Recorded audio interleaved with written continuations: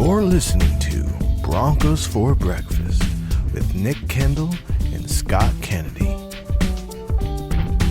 Head on over to milehighhuddle.com for all things Broncos. Good morning, Broncos country. How's it going?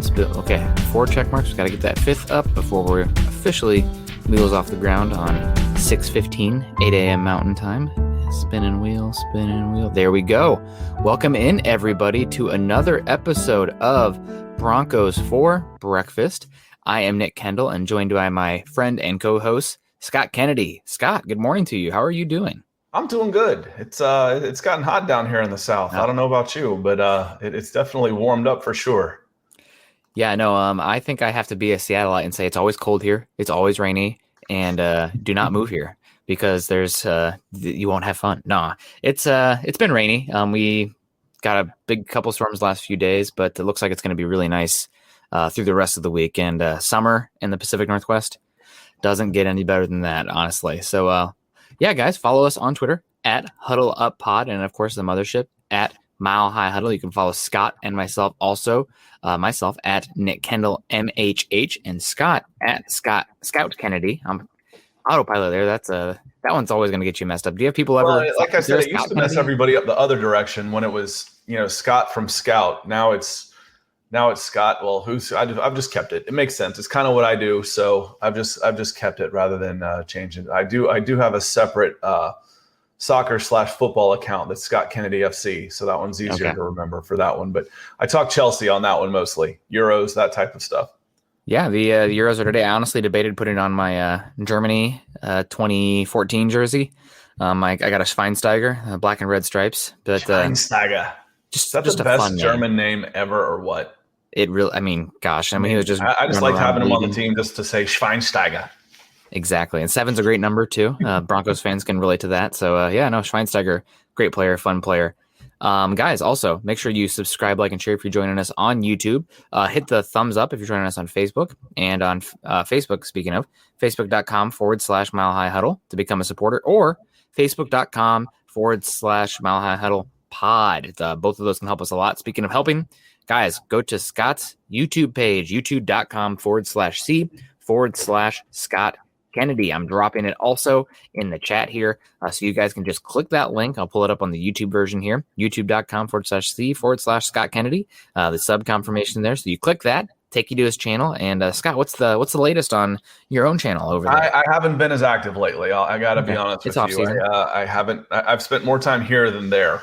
But that will change. That will change for sure. So I'm watching the numbers go up a little bit.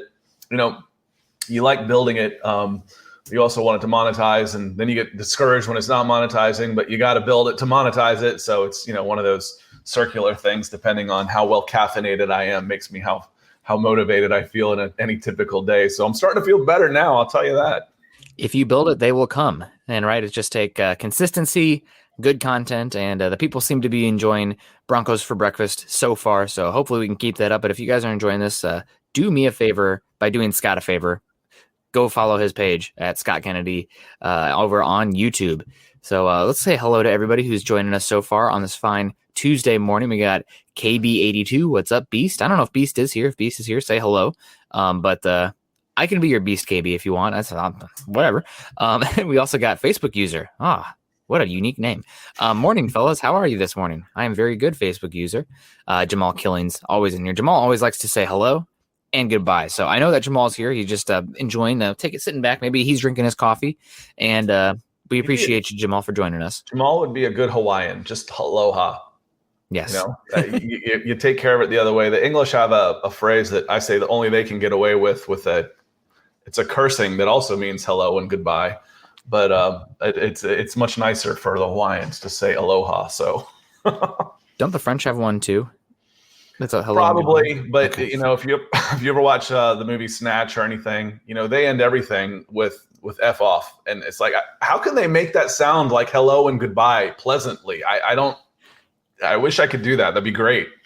And then there are the Germans who say "I love you," and it sounds like they're cursing at you, like "Ich liebe dich." Like, oh my gosh, yeah. I'm sorry. Yeah, Swink McCloud coming in here too, saying that just waking up here, but I made it. That's what counts, Swink. We appreciate you. Jeremy Sean's in the house as well. Morning, fellas. Good morning to you, Jeremy. Hope you're doing well. Hopefully your Vikings are good this year. Mr. Kirk Cousins lookalike. Kirk Cousins, pretty underrated. He had a good year last year. Bob Skinner in the house. Morning, Broncos country. Good morning to you, Bob. Hope you're well. Dave Glassman, also good to see you. Morning from over on YouTube. We got Kevin Gray coming in. Good morning, guys. My first time live. Well, Kevin, hopefully you can join us in the future and going forward, but we are very happy to have you right now. So appreciate it. And also we're the morning shows, right? Tuesday and Thursday, but there's a lot of different shows. So hopefully you can join those ones too. We got, man, there is not enough vowels on this to try to pronounce it. Stinkidim. Okay. Morning, guys. It's Stone Cold Tim is what it is. He cut out the vowels and he killed me. It's Stone Cold. So I'm a skimmer. I'm a skimmer. So to my only read about every other letter anyway brain, it looks like Stone Cold Tim to me.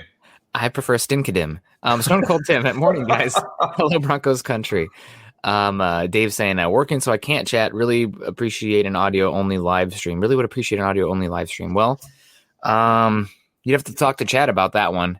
I'm not sure how that works. Yep, we'll work on it as we get farther along for sure.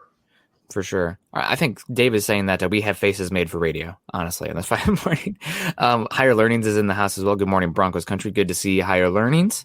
We got Gary Palmer over here. Hello, Broncos country. Welcome to Broncos for Breakfast. Welcome to you, Gary.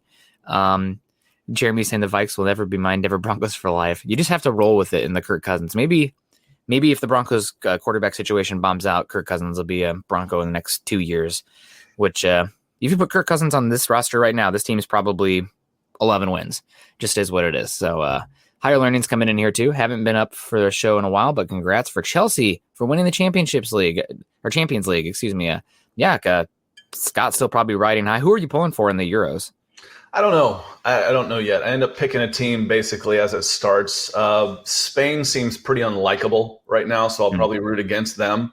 But I root for the players that I know. So I root for England a lot because I know all those guys and where they play, and I watch them all year. And Germany and Italy, that type of thing. And then you like a good underdog, and how do you not root for N'Golo Kante, who plays for France? So so we'll see. So basically, I feel myself rooting against Spain whenever I see them play, just because they're just not a real likable group right now. No, they're not. I'm pulling. I guess Germany is number one team for the Euros, but I'll probably be pulling for Denmark after what happened with Christian Eriksen. That was scary. Oh my God. Woof. And Charlie Beagle in the house saying this is the better show. They're all different types of shows, Charlie, but we appreciate you saying that you like this one. So let's get it going here. The Broncos, still mandatory minicamp. We're really trudging ahead to, actual training camp and the practice with the Vikings and real football. I know real football is just around the corner.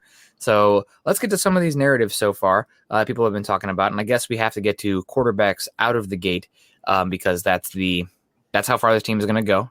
It's really probably dependent on the quarterback position, but it does sound like early on that Teddy Bridgewater has a slight lead. Any thoughts on that? It's not because we said it early on in these shows that if anybody takes a lead out of the gate, it's probably because somebody is struggling more so than anybody lighting it up. Sounds like Teddy's been solid, but it does sound like there's some frustration with Drew Lock with where he's at right now. Well, and we said from the very beginning, Teddy was going to be the more steady presence. Should it surprise anybody that early on that he's ahead? No, it really shouldn't. He's got just as much time, if not more, in this system, in a system like this. He's been around. He's a true pro, which we've said for a long time. Does he have the upside that Drew does? No, but I don't think the worst that he plays isn't going to be as bad as the worst version of Teddy is not going to be as bad as the worst version of Drew Lock. The best version of Drew will be better than the best version of Teddy. Right now, they're just getting started, so you're not going to get the best version of either one of them. You're going to get the more steady player right now. So does it surprise me that Teddy's a little bit ahead now? Not at all. Yeah, and I know there's a lot of pushback from people on just Broncos country in general that Teddy Bridgewater is a known quantity. Drew Lock could be this great player, but the reality is a lot of these players are fighting for contracts in these upcoming seasons. A lot of these coaches are fighting for jobs. So even if Drew Lock does have this perceived higher upside, if he is obviously the worst of these two quarterbacks, they're going to go with Teddy Bridgewater. I mean, you cannot go into a locker room with the season saying like, listen, we know that Teddy Bridgewater is playing better right now, and you're looking better out there when you have Teddy, but Drew's our guy. You're going to lose a locker room quickly. You're going to have issues. So you cannot operate that way in the NFL. And you can't back a losing season with another one with the same guy like that. If you're breaking in a rookie, that's different. But who was it? Jerry Glanville that said originally, it may not have been him, but said originally NFL stands for not for long. Yep. You don't have time. You don't have time to go out and break in a new guy if you're coming off a losing season and this is your second year. You gotta start winning. You gotta start showing the trajectory in the right direction. So Drew Lock's not necessarily the guy at any stretch of the imagination. So we've talked about this. Every time we start talking quarterbacks, is in 2 years, Teddy Bridgewater is not going to be the quarterback. So it'll either be Drew Lock steps up or it's going to be somebody else. Teddy Bridgewater is a stopgap, without a doubt, in my mind. He's a stopgap. Yep. And it's unfortunate because obviously the best case scenario for the Broncos is, and for me, taking off the analyst hat and putting on the fan hat for a second, best thing would be for Drew Lock to take a step, but he's going to have to earn it. He hasn't really had to earn it the last 2 seasons. So hopefully it will get better.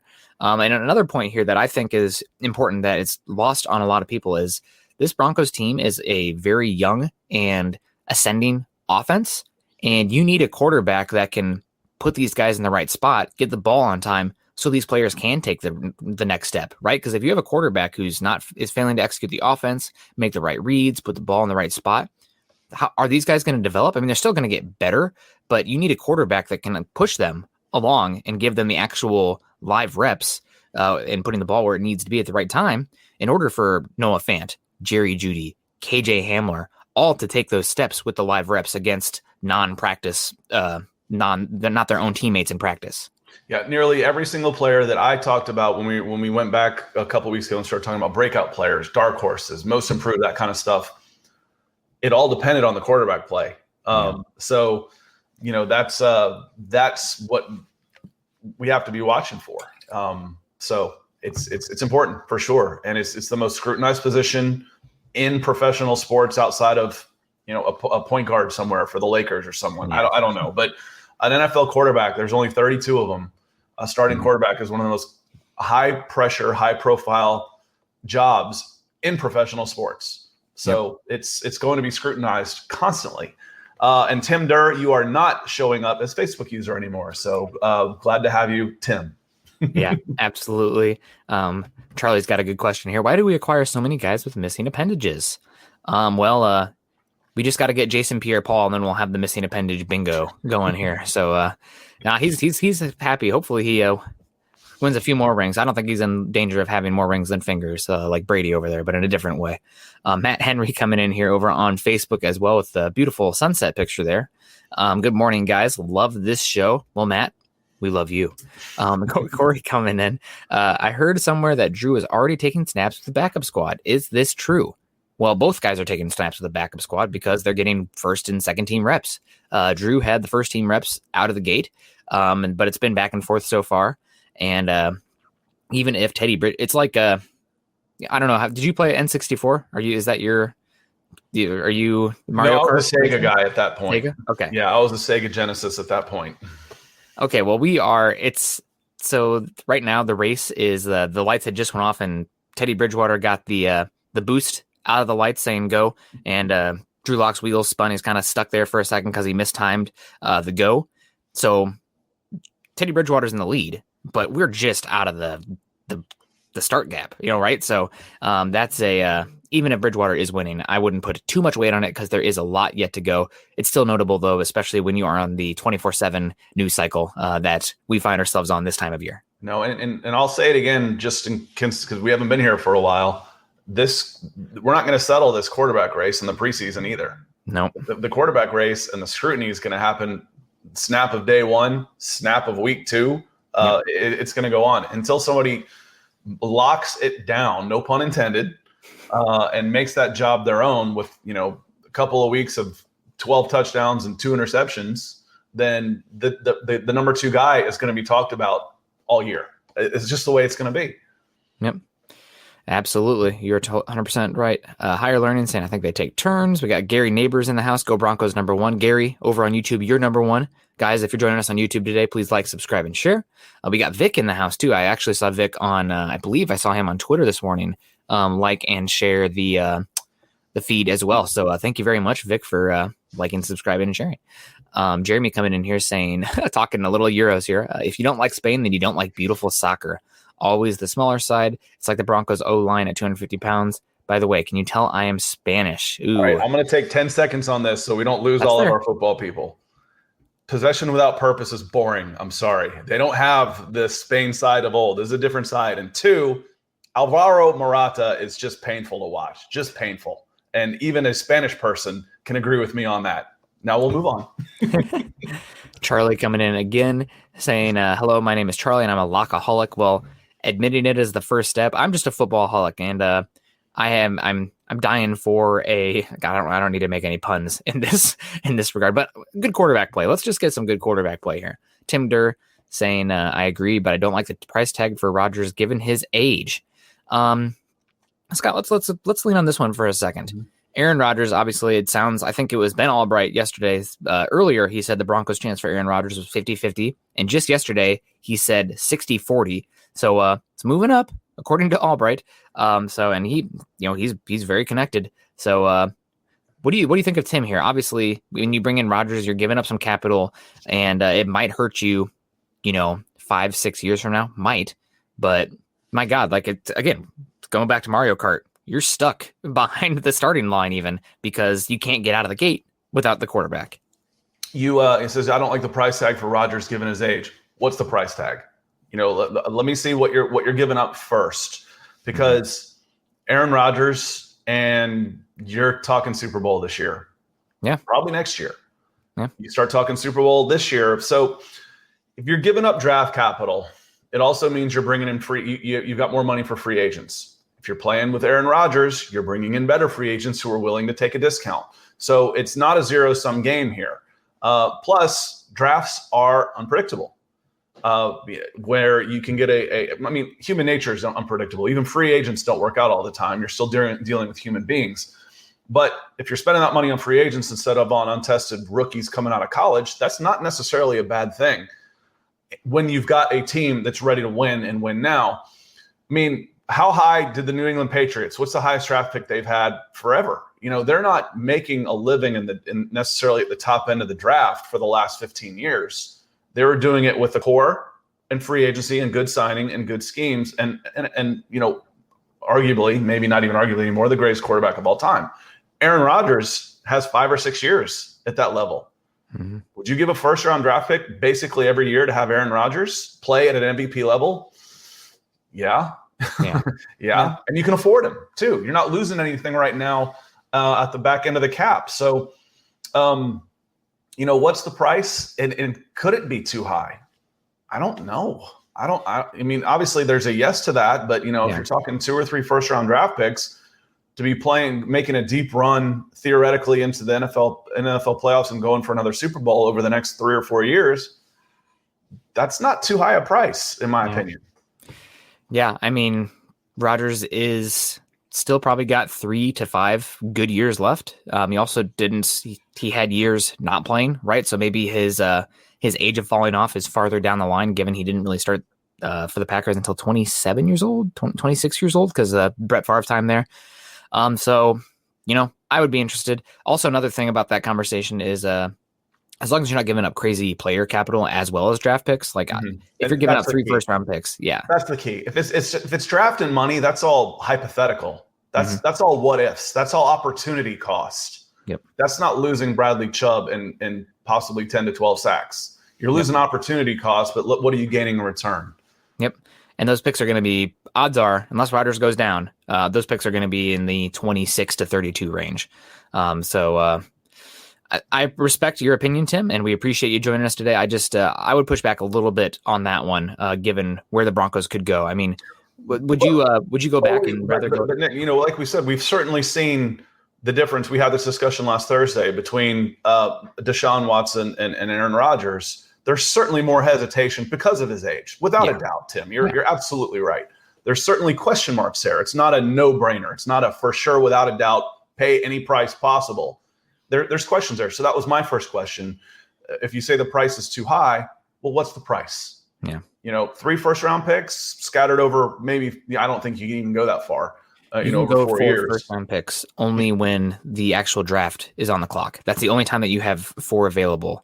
Right. So, what's the price too high? But we had a question come in based on a mock draft that was put out on quarterback JT Daniels from the University of Georgia. I haven't watched a ton of JT yet. I will this year. He didn't play a ton last year, but when he did, he lit it up. He came in and was 4-0 as a starter, 12 touchdowns, 2 interceptions, out of California, came to the SEC, moved down here. So I'll see him a lot this year. I'm so far behind on 2022 draft that I haven't even started. So my wheels are sitting there spinning too. So as we move into the season, that's why I say I can't wait for real football. Then I will become much more versed on these players because I'll be able to watch them live. I don't like talking about what I've heard. I like telling you what I've seen, and if I can, I like showing you that also with highlights or whatnot. So I'm not there yet, but he was 4-0 as a starter, 12 touchdowns, 2 interceptions, had a very, very strong finish, and Georgia's a good team. Kirby Smart's a good coach. He'll have a big season this year. Yeah, and it was coming in from Based Gase over on YouTube with the $5 super. We appreciate you, Based. I know you asked Scott, but the JT Daniels, for me, he's okay. Carl Dulmer, my co-host for Building the Broncos, is a fan. I was a fan of him coming into USC. JT Daniels actually skipped his senior year of high school to go straight to USC, I believe. I think JT Daniels is fine. Is he a first-round caliber quarterback? I don't know if I see the arm talent or the mobility, but you made the comment here of Mac Jones, so you don't have to have that to be a first-round pick, but man, it certainly helps. So his NFL comp, I don't know. You'd have to come back to me on that one. I'd have to go through the quarterbacks. And this to me, I mean, we're so early still in the process, and you're trying to predict guys who are going to take that leap in drafts at this point. And the Broncos need a quarterback. Who's a quarterback that could take the leap? JT Daniels. A year ago, a guy that was showing up in the first round of a lot of mocks, Iowa State's Brock Purdy. Didn't happen, right? He just was meh. He runs around a little bit, mediocre arm, good accuracy. He'll be probably a day 2, early day 3 pick, but first round, I don't know. So we'll see. You're going to see a lot of 2022 mocks mocking the Broncos quarterbacks, and that's just going to be the reality of it until the Broncos are safe at quarterback or have a known quantity at quarterback. That's where we're at. Chad Eric coming in saying, good morning, Broncos country from North Dakota. Hope you're doing well up there, Chad. North Dakota. Have not been there yet. You said you haven't been to the Dakotas either, I believe. I've not. I haven't been either to Dakotas or Montana. That's about the only places.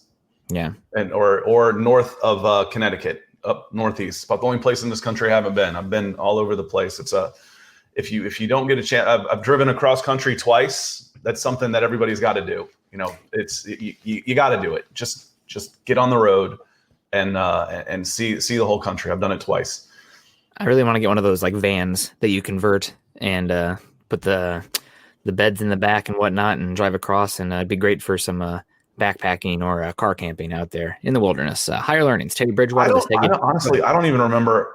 Genesis came after Saturn, right? Saturn was before Genesis. That's before my time. I'm going to. Yeah, I bought the Sega Genesis with coins. I'd gather change and I'd put them in. They were $100 at the time, and I wrapped up before I went to college. I wrapped up all my coins and had $100 in rolled quarters, and that's how I bought my Genesis. And I don't say this lightly. I was the best 95 EA Sports NHL player in the world. If they had esports at the time, I wouldn't have to be doing this. I'd be retired. I'd be retired from playing NHL hockey. I was the St. Louis. The Blues were my team on that 95 hockey.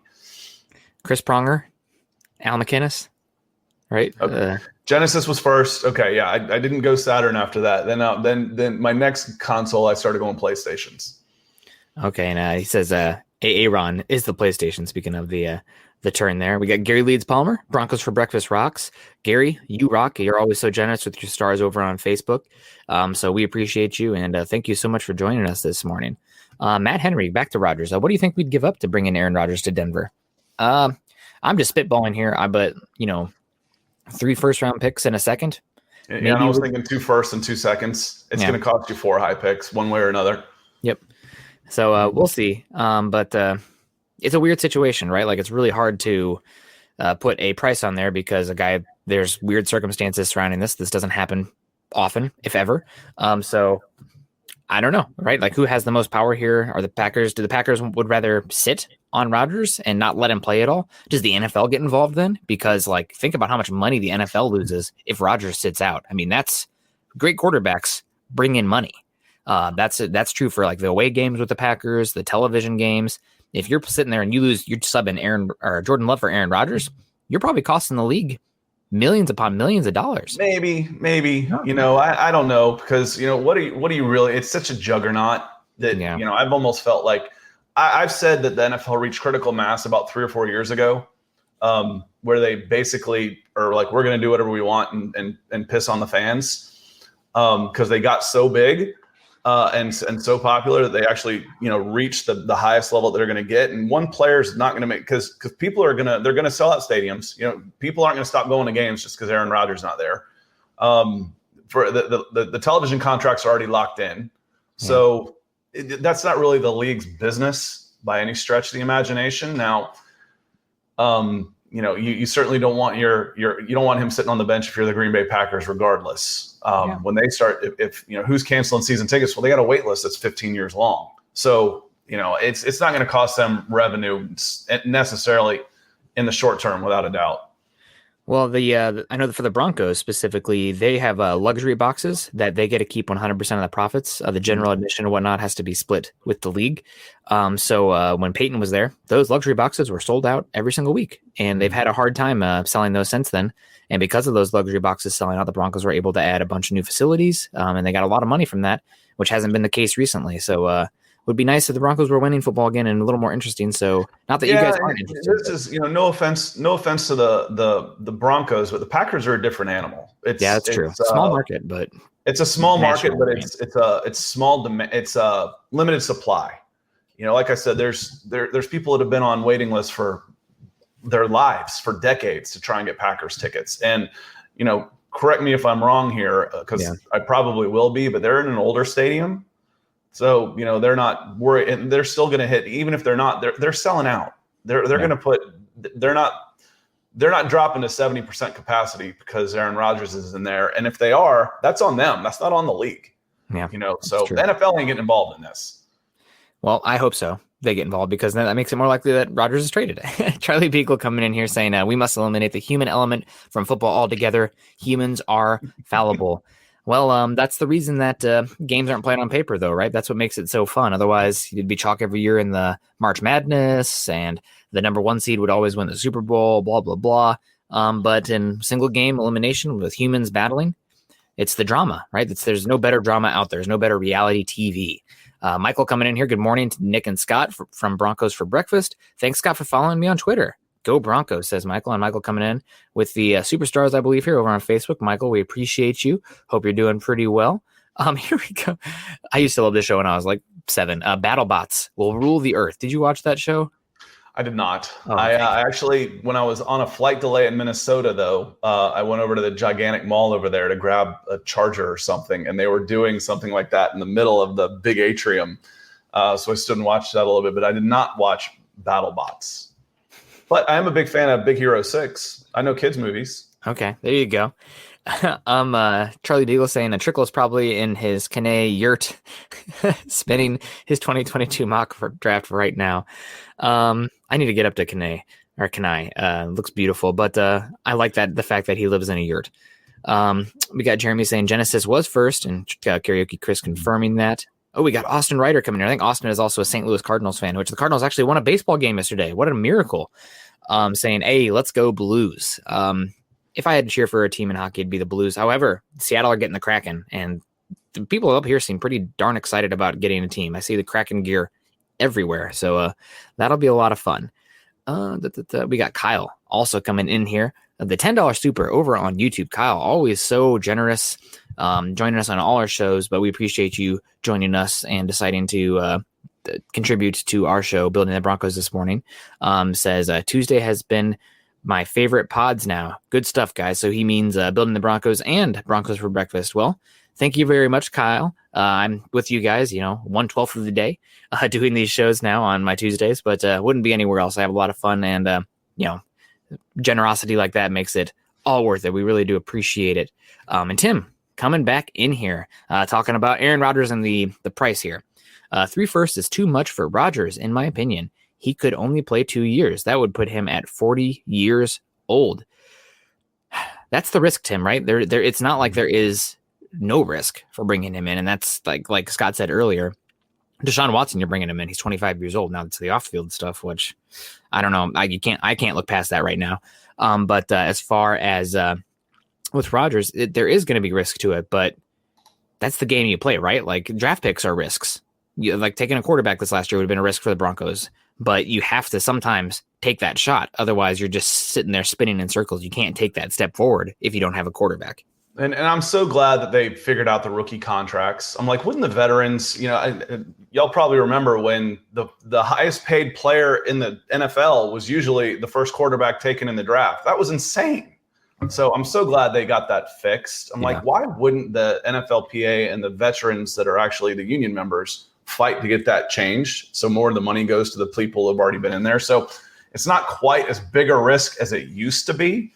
Yeah. I think that basically started Sam Bradford whenever Matt Ryan was drafted. So what are we, about 2008, 2009 was the end of that. But up until that point, it was a huge risk to take a quarterback that high, without a doubt, because you were financially capped, no pun intended, for 3-4 years.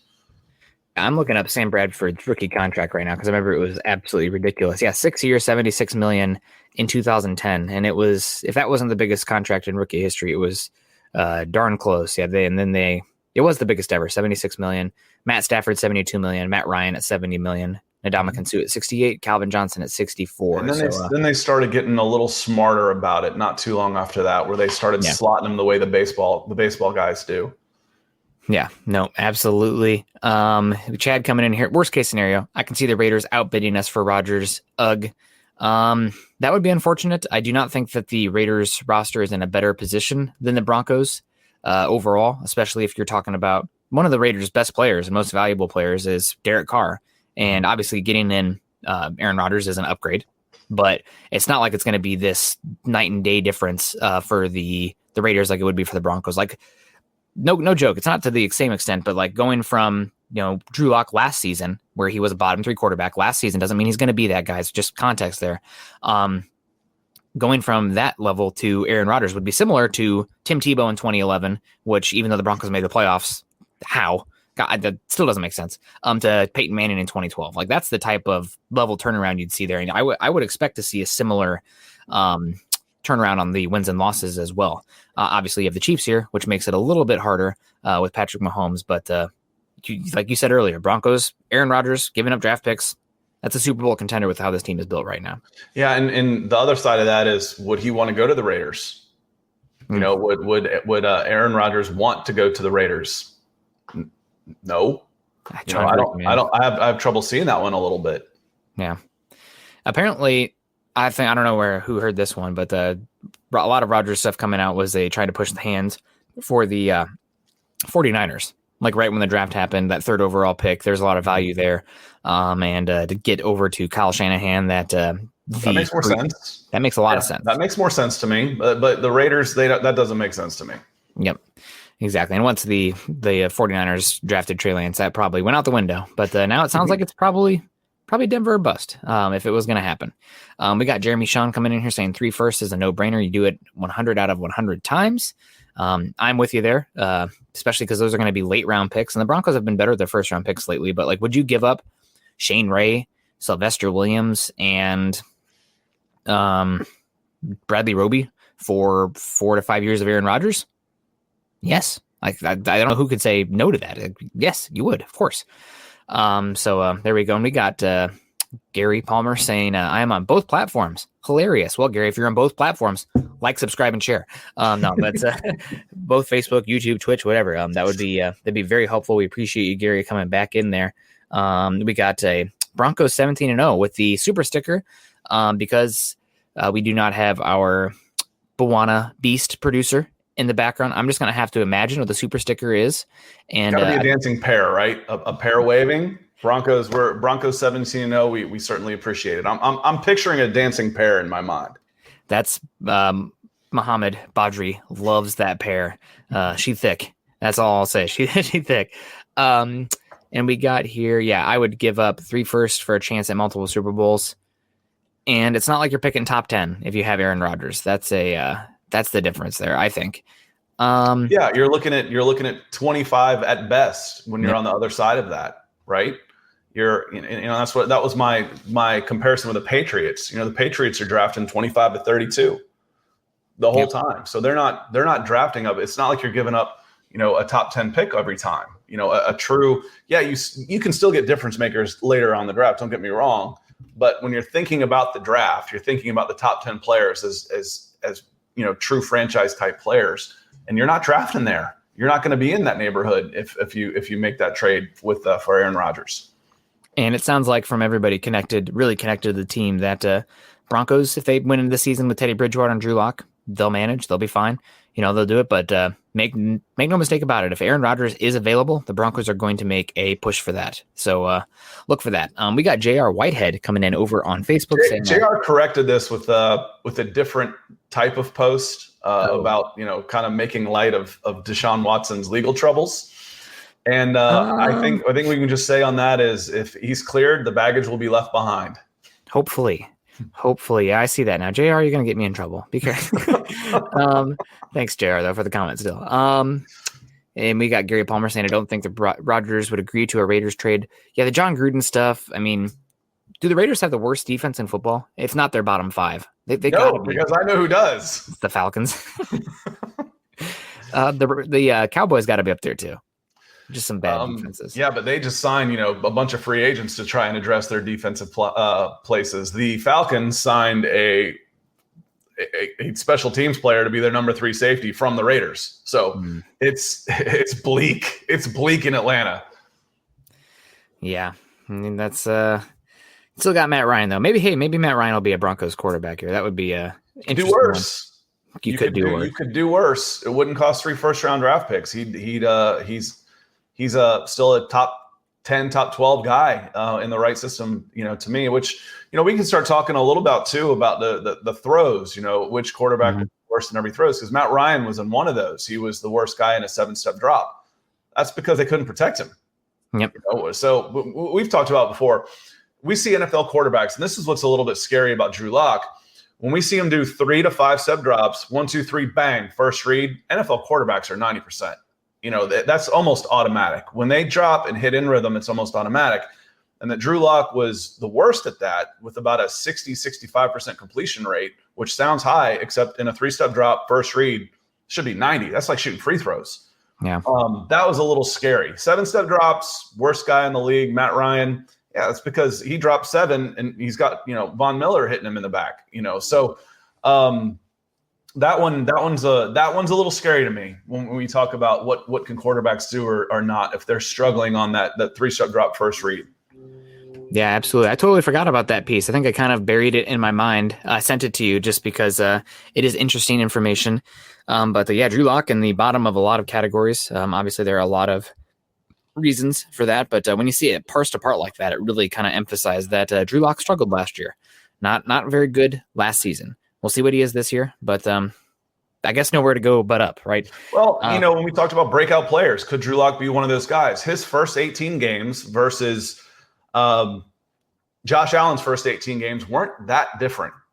They weren't that different. So this really will be his second season in the league as far as I'm concerned, and his first real preseason. So it's time. If you're going to make that jump, now's the time. Yep. Absolutely. It's a good comment. We got Matt coming back in here over on Facebook. With the backfield being so good this year, who do you think has more sacks, Von Miller or Bradley Chubb? Man, that's a good one. I think I'm going to go Von Miller just because Bradley Chubb is coming off that cleanup surgery and that element. Von's coming off an injury too, but it's not as recent. So I guess I'm going to lead Von Miller. Sacks are a fun stat. Obviously, they get guys paid, but they're not the always the end all be all for pass rusher. Like pressures, hits, win rate, et cetera, are, I think, better stats to go off of if you have them. But as far as sacks, I'm going to pull for my guy, Von Miller. That's where I was going to go just because of the track record. Yeah. Vaughn has done it, been there, done that, looks great, he's hungry, playing on a contract year. So I think I'd go that direction. Yeah. Nope, absolutely. That's where I'm going. And we got higher learnings coming in here. Thoughts on Shaq Griffin? The Broncos brought him in for a workout yesterday. Former Seahawk, drafted for a while, obviously born with one hand. His brother signed a big contract with the Jaguars this year, coming over from the Seattle Seahawks. But Shaq Griffin, to me, it says that the Broncos are looking for a little bit more bodies for special teams in the back of the linebacking core, and it speaks more to guys like Josh Watson or whatnot that are fighting for roster spots, and if they make it or not is going to depend on their special teams ability. And the Broncos just looking to add a little bit more athleticism to the kickoff punt units. Yeah, I'm there with you. I don't have much to add on that. Just, he was a 230-pound guy, 4.38, coming out of UCF. Good athleticism, good speed, camp body, so to speak, backup special teams. Yep. And it's not bad to have, right? Like you need those guys, and you want to have healthy bodies out there, guys who can run and hit. You can never have enough of those guys. So is it going to make a huge difference on this team? Probably not, as far as like what we're doing up here. Is he going to be challenging Josie Jewell / Alexander Johnson / Baron Browning / Justin Strnad? Probably not. But still, if you can get somebody out there that makes the Broncos special teams unit just incrementally better, which it's struggled the last 5-6 years, I'm fine with that, right? And it's also not going to cost you very much, and it's a good story as well, right? So we're talking right now about it. We got Chad Eric coming in here saying Coach Fangio outsmarts himself and tries to put Avon in coverage instead of pressure on the quarterback. Avon, I'm not sure what that one means, but the thing with Coach Fangio's scheme is it's very much, and it's kind of just the reality of today's NFL. It's as pass-friendly, offense-friendly than it's ever been. And Vic Fangio is okay giving up yards as long as you're not giving up touchdowns, right? Like yards do not equal points. You do not lose games because you gave up yards. You lose games because you gave up points. So Vic Fangio is going to keep everything in front of them. He wants to get pressure with 4, so that way he can drop as many guys in coverage as possible. And doing so, keep the ball in front of the back 7. And if an offense can execute 12 to 14 play drives and end with touchdowns, hat tip to them. That's hard to do, to execute offensively that many plays when let's say you have one bad play and it's 2nd and 14. Like you might be done, or a false start. Like you're in trouble. And the makeup of this team, that's okay. If you're talking about a quick strike type of offense, then you worry about your defense not being able to get the other team off the field, and because they're going to wear out. Quick strike. It's nice to put up points, but you got to be able to stop. But this Denver Broncos offense should be able to give their own long sustained drives. Should be able to give the Broncos defense a breather if they're playing that bend but don't break type of scheme. Yep. I mean, it's very much, and I think it works very well. I mean, we saw it with the Super Bowl last year, right? Like that was Todd Bowles, who loves to blitz. That was his least blitz-centric game he's ever called in his career as a defensive coordinator, which is crazy. But the Broncos kind of laid out the blueprint there, saying like, listen, Patrick Mahomes, he's great, but that offense is predicated on home runs. And if you make them have to hit single after single after single, or get walks, taking the baseball analogy here, they're not going to be able to execute over and over again. Travis Kelce still had 130 yards, but like they didn't have very many points. And the Buccaneers defensive line was able to win with only rushing 4. So I think that is the blueprint for now of beating the Chiefs. Now you have to have an offense that can dictate a little bit, score some points and control the flow. If you have a totally anemic offense that's turning the ball over more than anybody in the NFL, don't really care how good your defense is, you're not going to be able to beat the Chiefs. But I definitely think there is something there for a Fangio. I think a lot of people have like, the 3 and out, like the suffocating defense. But if you go listen to any coaching clinic or Nick Saban talk recently, he's like, listen, that era of football, rearview mirror. It's come and gone. If you're not scoring points and you're not figuring out how to limit other teams from scoring points, you're going to get left behind. You're going to be in the dust. It's just the game has changed. Yeah, the rules have changed to favor the offense, without a doubt. And as several people have pointed out on Chaz, that quick typo was putting Vaughn in coverage. Fangio tries to outsmart himself and tries to put Vaughn in coverage instead of pressure. So we had several on Twitch, YouTube, Facebook. I'll jump in on that. So appreciate that. And there's one of the comments I wanted to talk about was just sorry to beat the Aaron Rodgers horse to death. One quick comment on that was one of the comments in here was, once you've hosted Jeopardy and gotten that taste of fame and, you're the Aaron Rodgers double check discount guy and you're doing all that, then you're not necessarily as itching to go get buried under 300-pound guys. And yeah, that makes sense. But there's also something to be said for I'm almost done, and it's scary. As you get older, you'll understand that a little more. Yeah, it might be a little harder, but you also start to realize this is my last chance. I'm almost done with this. And by God, I want to go out with a winner. So I think there's the competitive drive in there, especially for athletes that have made it to this level in this league, in the toughest sport in the world, that they don't want to quit. They want one more shot at it. Yeah, no, legacy is a big one, right? Like only winning one Super Bowl with how good Aaron Rodgers has been has got to be frustrating, especially when you see Tom Brady go out there and flip to a team. That team goes out there and does everything they can to win in that window, bringing in Antonio Brown, Robert Gronkowski, et cetera, trading up for Tristan Wirfs, and going out there and maximizing that window where the Packers are like, oh, we're going to kind of, keep it cool. Like we're competing. We're good. That's got to be frustrating. And Jeremy and Charlie, the ones talking about the hosting there. And I really think it comes down to legacy overall. Let's get to Matt Henry here real quick. Do you guys think Patrick Surtain, the second, can be a top 5 cornerback in the league in a few years? Yeah, I do. I think that he's not going to be Jalen Ramsey out there as far as like what he's able to do on an island. I don't think he has the same level of twitch or fluidity that a guy like Jalen Ramsey has to play on an island. But the cornerbacks, especially within this scheme, they're a cog in the machine. And I think Surtain, it's kind of like Nnamdi Asomugha, right? Like when he was asked to move out of that Raiders cover 2 heavy scheme and do a little bit more like man coverage on an island, he struggled. But in that cover 2 scheme that the Raiders were running at that time, he was phenomenal. Top 3 cornerback in football. Yeah, and you ask, can he make more plays? Because, will he make more plays in front of him? At the line of scrimmage behind, blowing up screen plays, blowing up slants, that type of stuff is where he's really going to excel. So yeah, absolutely. I think he can be a top 5 corner. I don't think the Broncos would have taken him that high if they didn't think he could be a top 5 corner in this league. So I firmly believe that. Yep, absolutely. I also think that he's very versatile, and Vic Fangio asks his defensive backs to do a lot of different things.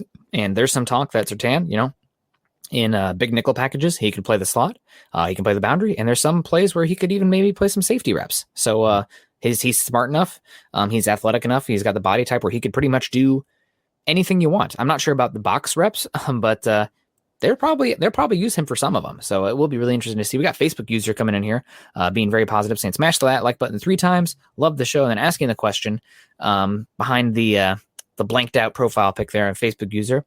With our defense and a steady offense, we are going to be dangerous. What do you guys, I believe he meant think. And he was going to say, let them hate. He will do great this year. Our running game to help him out. I think he's talking about Locke. The running game should help out. And hopefully the offensive line will take even further steps forward. They were average last season overall, which is enough to get it done. They're better than the Chiefs offensive line. The Chiefs offense went all the way to the Super Bowl. So, is what it is. But the run game definitely should help. And if the Broncos quarterbacks are struggling at all, at least the Broncos can kind of like pull it back and play 1990s football where it's like, listen, we're going to hand the ball off. We're going to play good defense. And if our quarterback isn't putting up Star Wars numbers, at least we're going to be in the games in the fourth quarter, and we can definitely squeak out some games at the end as long as we are executing and not making mistakes. And Ninja Cow 410 has a good Saturday Night Live quote, and it made me kind of laugh a little bit. The daily affirmation, I think he's talking about Drew Lock, but if that's a good age check right there. He's probably a Gen Xer. Ninja Cow's probably a Gen Xer, but with all the stuff on YouTube, you never really know. Talking about the offensive line and getting healthy, one of the quotes I read from Cushenberry that I loved, when they're talking about, minors coming in, and he's like, the way I played last year, no, I'm not surprised they went and got another center. Man, that's self-aware. And that's motivational. A right tackle, could that position be better this year too? So now you're talking about improving. Cushenberry's either going to get better or he's going to get replaced. That's the nature of the league. Now you've got depth. You've got young talent coming up, and that's fun.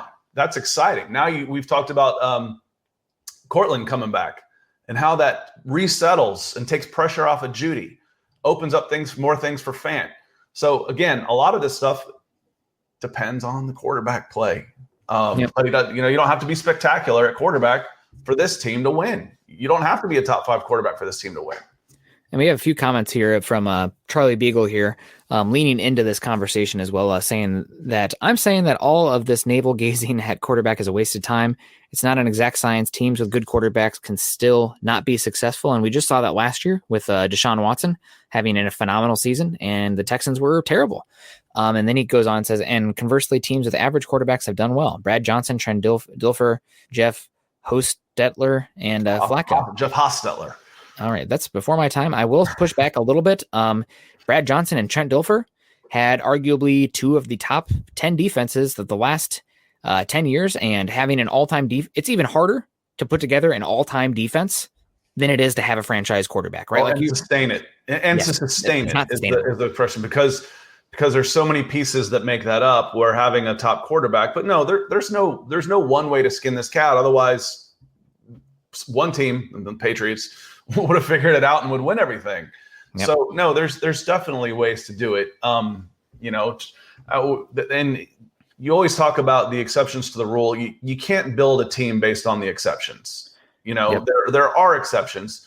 Going back, I've said all the time in scouting, draft work, and everything is, you give me a small enough sample size, I can prove anything you want. Yeah, Trent Dilfer won a Super Bowl. All right, well, do you want Trent Dilfer as your quarterback? No, you don't. It can happen, but that's not a likely path to success.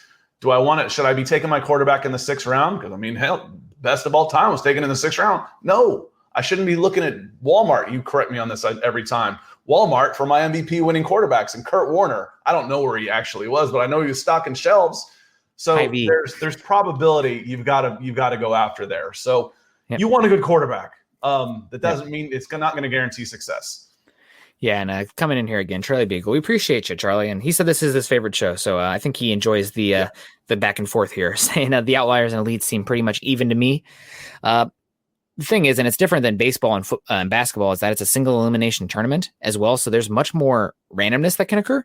But I'm sorry, I have to jump in on this one. It's also numbers. Going back to high school recruiting rankings or first round draft picks versus everybody else.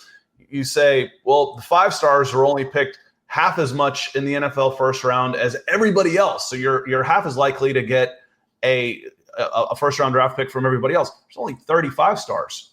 There's 2,500 other players. Yeah. So if you're talking about a top 5 or 6 quarterback that are winning half of them, well, there's 27 that aren't. So you're still talking about your probabilities here. Your probability definitely increases with a good quarterback. I think that's something we could all agree on. Do you have to have a top 5 quarterback? No, hell, I just said that 5 minutes ago. You don't have to have a top 5 quarterback in order to win, without a doubt. It's just harder to sustain it year after year after year if you're not getting consistently good quarterback play. Yep, and the easiest way to win a championship is to knock on the door repeatedly.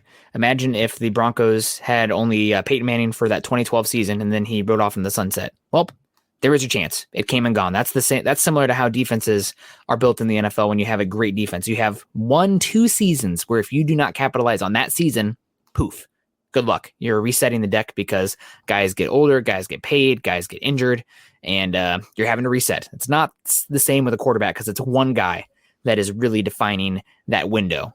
So you just have a better chance then. And in a single elimination tournament, it's easier for a top quarterback to recruit other players. It helps in free agency. Without a doubt, it helps in free agency because other players know how important the quarterback position is. And Shane came in here with a super on YouTube talking about, I'm rooting for Locke because of his potential, but I root for the Broncos no matter what. If Teddy Bridgewater wins the battle, then so be it. I think that's where everybody is as fans. Should be. And we've talked about that is if Drew Lock wins the job over, that's best case. That's best. If he beats out Teddy Bridgewater, then you've got something moving forward for the next several years. If he doesn't, you're going to be looking for a quarterback in the next 2 years, without a doubt. Yep. Best case scenario, Drew Lock takes steps forward, wins the job over Teddy Bridgewater, who's been a top 22 to 18 quarterback. That means Drew Lock should hopefully be there this year. This team wins 10, 12 games with that level of quarterback, in my opinion, as long as everybody's healthy.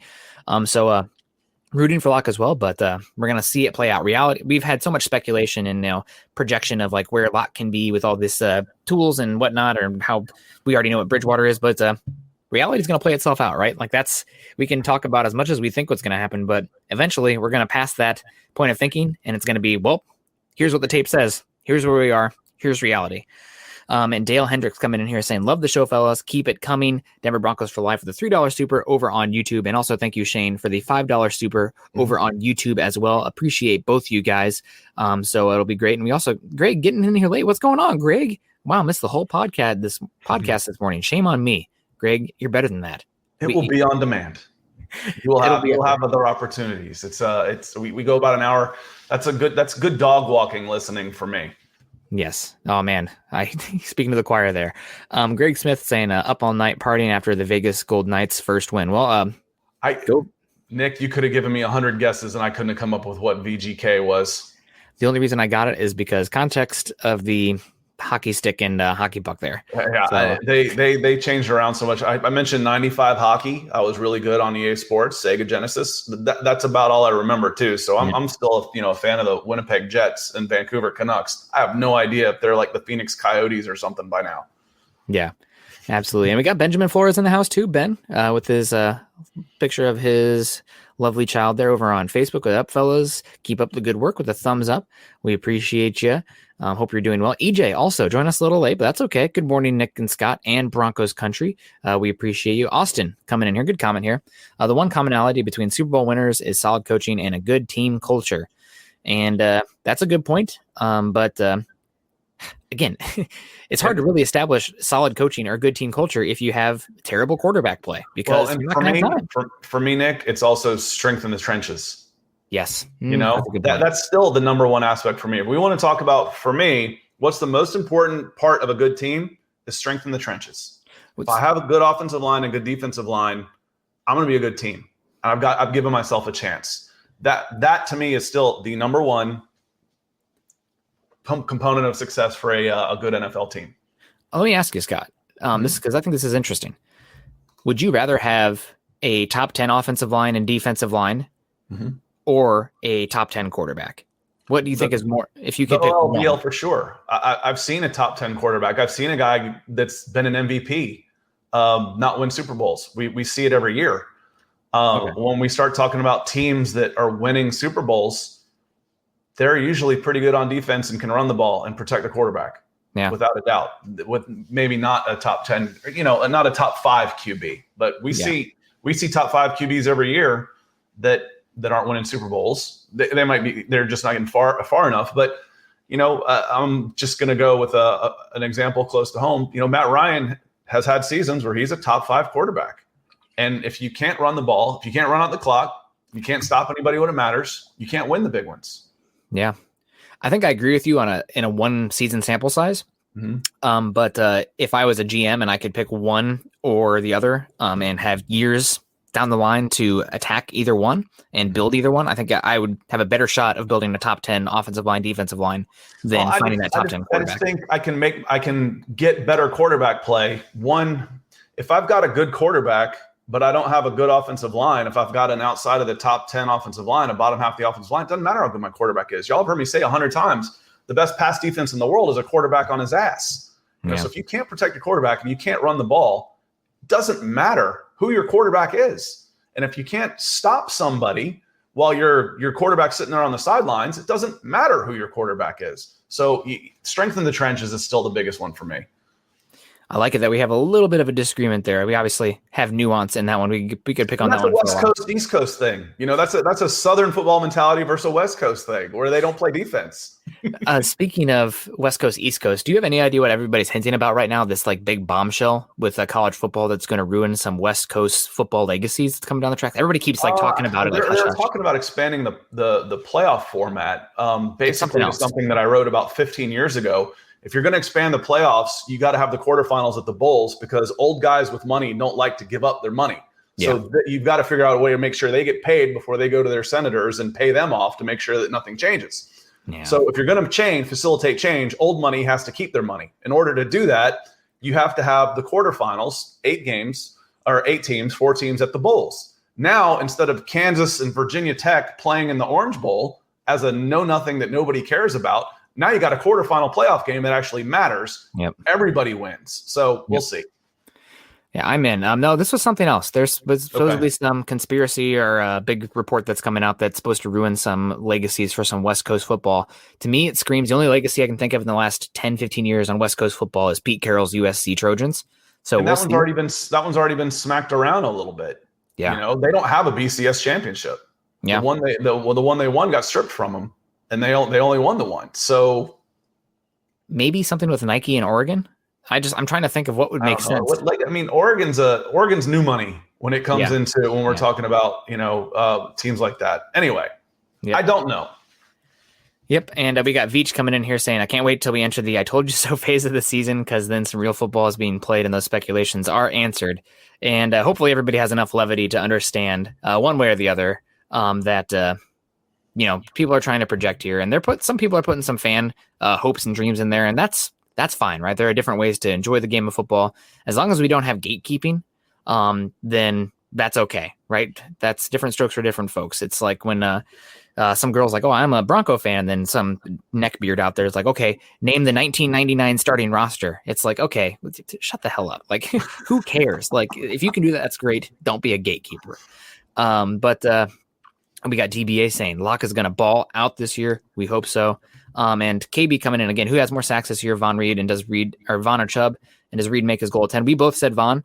I guess over here we both said Von. But does Reed make his goal of 10? Yeah, it's inverse, right? It's really funky. Does Reed make his goal of 10? I think if Malik Reed has 10 sacks, something went wrong with Von or Chubb. I don't think he should be in a situation where he has the opportunity to have 10 sacks because most of those pass rushing reps should hopefully have Von and Chubb on the outside. But we'll see. What you're hoping for is then when Von does retire, then he's still there to step in. He's not going to want to play second fiddle for very long after you have a double-digit season, right? Yep. But Von is there, so you got to find a way to keep him happy as well because someone else is going to be in his ear if they're not already. Absolutely. Absolutely. All right, guys. Well, we are at an hour right now, so we appreciate the heck out of you, but we got to run. We got things to do. We got football to watch. We got dogs to walk, et cetera, et cetera. But that's going to do it for Broncos for Breakfast. Thank you guys so much for joining us today. And even before we get to our out reading here, I want to give a shout out to our number of people who donated today and contributed to the show, not only to the chat, but super chat, superstars, et cetera, et cetera. We got Based Gase came in today, Michael Ronquillo, Kyle Wielden, Gary Palmer, Broncos 17-0, Shane Daniels, Dale Hendricks, and also Gary Leeds Palmer with the stars earlier as well. We appreciate all of you guys so much and everybody who just joined us today and contributed to the super chat. If you made it late today, set your alarm. We're going to be back this Thursday up at 8 o'clock Mountain Time. And Scott is going to be out and about next week. So I might be coming at you guys solo next week. We'll see what Chad wants to do. Maybe I'll do some little bit shorter shows, 30 minutes or something, just with myself, my ugly mug taking up the full screen instead of, 40% here. So we'll see what happens next week. But I'm going to make sure I bring you something. Chad's like, oh, you can take next week off. I'm like, no, the people need the content. They love me too much. I'd miss you guys, honestly. It's my own head that needs filling up. This has been Broncos for Breakfast. We appreciate everybody who joined us today. Make sure you follow us both on Twitter, Scott Kennedy at Scout Kennedy. Make sure you follow him there. And also myself at Nick Kendell, MHH. That's KENDELL. Speaking of Twitter, make sure you follow us at Mile High Huddle and at Huddle Up Pod. Guys, if you're joining us today on YouTube, please subscribe, like, and share. to the Mile High Huddle YouTube page. That can help us a heck of a lot. And while you're there, make sure you also go and follow Scott's page at youtube.com/C/Scott Kennedy. And also, I'm going to drop it in the comments here real quick. Boom. His auto sub, which is going to be right here. Boom, boom. Over on Facebook here on this one. Make sure you click this link and it'll take you to Scott's page. It is the off season right now, but things are going to start picking up as real football comes into play. And, we'll really get it going. If you're joining us today, like I said, like, subscribe, and share on YouTube. Click those thumbs up if you're joining us on Facebook. Scott, what's the rest of your day look like? What's going on? I dog walking. Gotta work some baseball stuff. Okay. It's the end of the season for 11U, 12U baseball. So phone's blowing up. What are you going to do? Who's going to coach? All this kind of stuff. But, I just want to say everybody has their ups and downs. I'm particularly moody, and this show makes me feel better. I feel better talking when I do this show. I love doing it with y'all, and I appreciate you having me. Yeah, Scott, I've had a lot of fun. Early on, I wasn't really sure what the Micah Parsons differences. No, I'm just kidding. But no, it's been a lot of fun, and I really appreciate that you bring unbiased outside perspective, because I always think that people too close to the situation sometimes can not have the scope of knowledge, insight, et cetera, and you definitely bring a more worldly, overall just football view. So it's been a lot of fun, and I think the people appreciate it as well. And let's answer this question from Joe real quick before we get on out of here. Dog's name for the win. What's your dog's names? Smokey. My son named him. Let's see, he's 8 and 11, so he was almost 4 years old when he named him. We had a book of dogs that we read him when he was just a little toddler, and he picked out the name Smokey forever. So we let my son name him when he was 4, and his name is Smokey. One sec, just one sec, guys. Oh, he's gonna go get the dog. So, and then my daughter names the two cats. So that's Ninja and Snowball. And this guy's been in his kennel the whole time because the wife works at home, and he sometimes is a little much, so he stays in the kennel during the show, and he's really good. To be out. So happy to be out. And this is Summit, so hopefully everyone appreciates it. He's 14 months now, and he's nice. He's not always good, but he's nice. But anyway, guys, that's gonna do it for us. We appreciate all of you. I am going to go walk the dog because he needs it in the morning. And, there he is. Oh, my God. Everyone have a good one. Love y'all. We'll see you next Thursday. Go Broncos.